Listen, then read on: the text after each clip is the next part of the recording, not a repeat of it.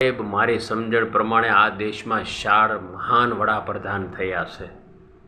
એક શ્રીમતી ઇન્દિરાબેન ગાંધી કોંગ્રેસમાંથી, અને ભારતીય જનતા પાર્ટીમાંથી આદરણીય અટલ બિહારી વાજપેયીજી પ્રધાનમંત્રી, અને ત્રીજા પ્રધાનમંત્રી ડૉક્ટર મનમોહન સિંહ કોંગ્રેસમાંથી, અને ચોથા પ્રધાનમંત્રી જે હાલમાં પ્રધાનમંત્રી છે આપણા લોકલાડીલા અને બધાયના પ્રેમી એવા આપણા પ્રધાનમંત્રી નરેન્દ્રભાઈ મોદી.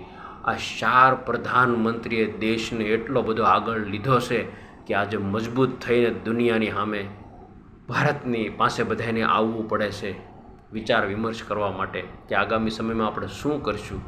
આ 4 નેતાઓ ભારતના મહાન છે અને કાયમી ઇતિહાસ યાદ રાખશે, કાયમી ઇતિહાસ રાખશે. અને આપણા નરેન્દ્રભાઈ મોદીએ રામ મંદિર પૂર્ણ કરાવ્યું. સાહેબ, એ તો લાજવાબ છે, લાજવાબ છે, એનો કોઈ જવાબ નથી.